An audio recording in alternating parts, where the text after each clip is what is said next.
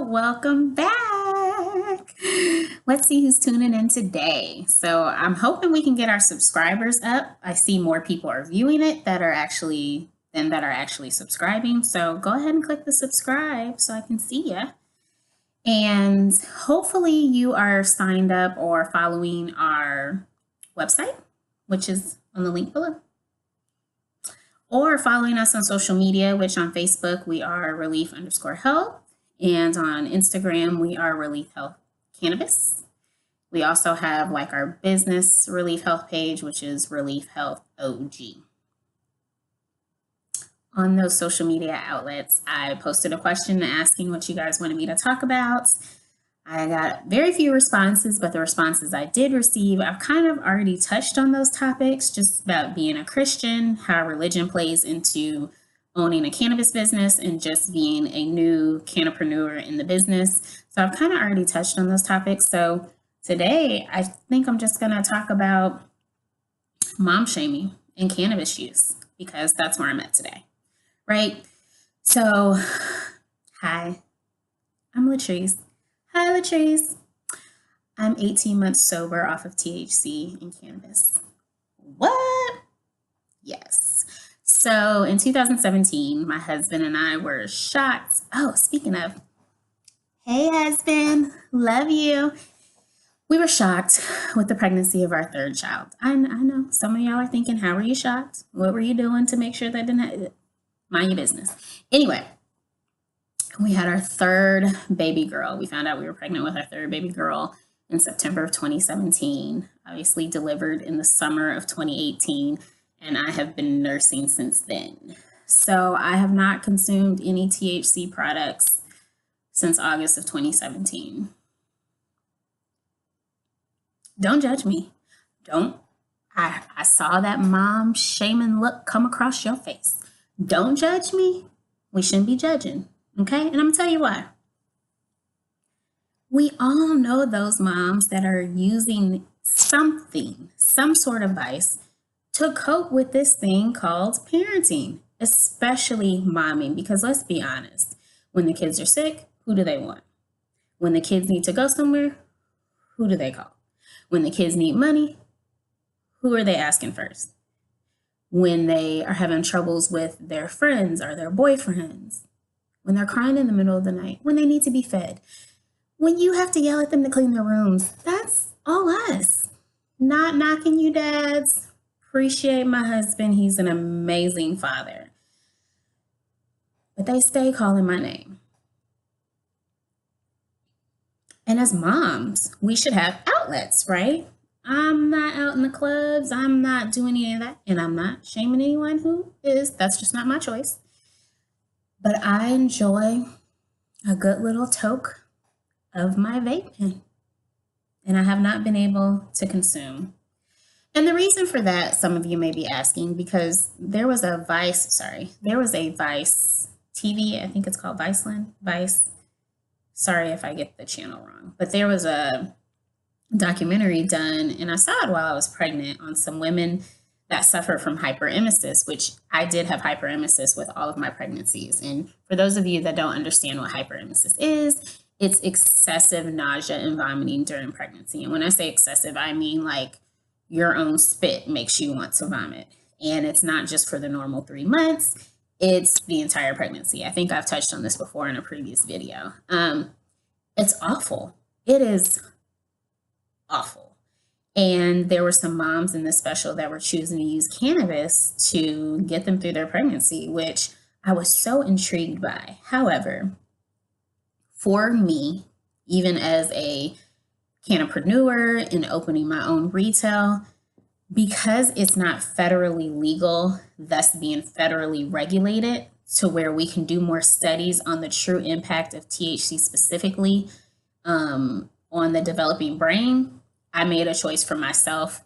I'm not consuming, and I will not consume as long as I'm breastfeeding, just because there's not enough studies out there for me to feel comfortable to do that with my child while she's still ingesting my breast milk. But to those that do it, I mean, there was a lady in the documentary who her older child, she did it with her older child, seems developmentally fine. I'm not judging it at all because I totally understand it.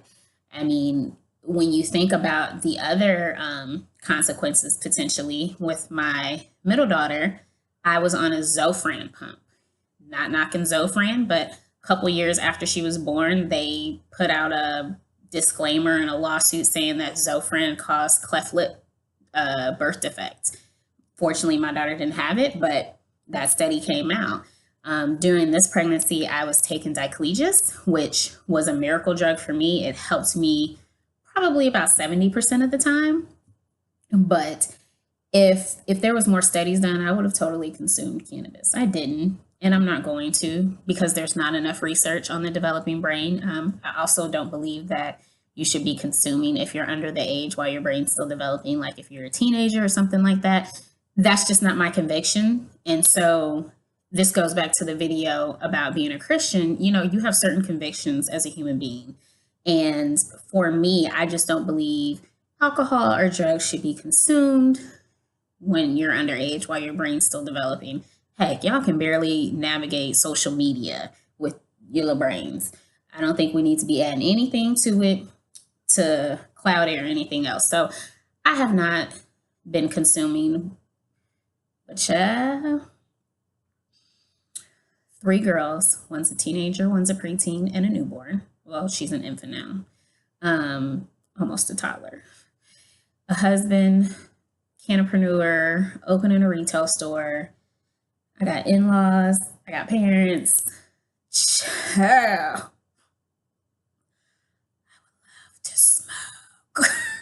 I would love to hit my vape pen right now. And I don't think y'all should be mom shaming me because we all know the moms that have the Starbucks cups that got a little Kahlua in it. Sis, we know that's not just coffee. We can smell it, okay?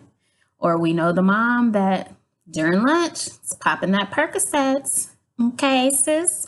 We know you didn't just perk up in the middle of the day after a grilled cheese sandwich and a salad. That didn't give you that extra little energy, honey.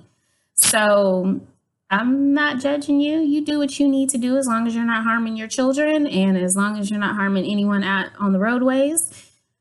Do what you need to do to get through this thing we call life, okay? As long as you're not inflicting harm on anyone else, I'm all for it. And so we have to stop this mom shaming, not just with cannabis, but just as a whole. But, you know, for the purpose of this video, with cannabis as well, you're shaming women who are using something that grows out of the ground, not something that has been laced, not something that has been manufactured on a stove or in a factory or something like that. This is a plant. This is like if you're planting a garden and you're growing your fruits, you're not putting any pesticides or anything harmful to your body. That's the best fruit. Those are the best vegetables, which you've grown yourself. The same thing with the cannabis plant. That's the best.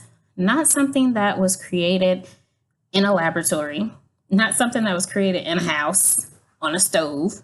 Y'all know what I'm talking about. That's not good for you. So don't shame women for choosing a holistic approach to anxiety, to depression, to panic attacks, to just feeling overwhelmed, to navigating life. Because a lot of us are single moms. A lot of us are married. Whatever additional external factors you have going on in your life, it's okay to have a vice. Some of y'all's vices is a carton of ice cream or the buffet at the casino. You know, we all have our vices. Stop mom shaming.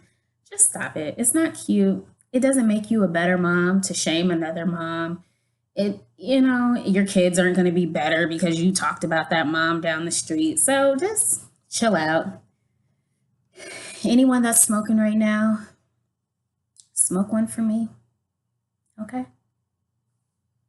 I'm here in the struggle, in the mom struggle. I'm mastering it, but you know, it's a struggle. I miss it.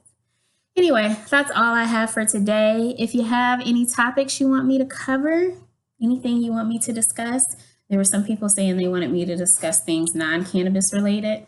I don't know about that on this specific channel, but maybe. shoot me an idea and I'll see what I can do. Talk to you later. Over and out.